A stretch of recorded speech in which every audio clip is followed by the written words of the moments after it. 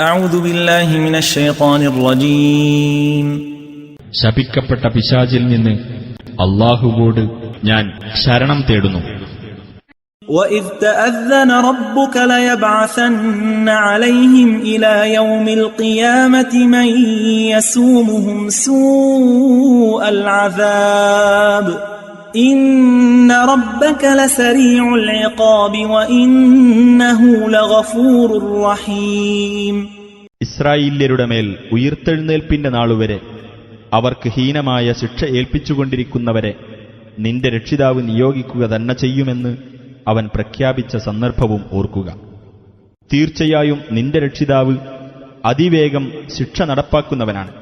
തീർച്ചയായും അവൻ ഏറെ പൊറുക്കുന്നവനും കരുണാനിധിയുമത്രേ.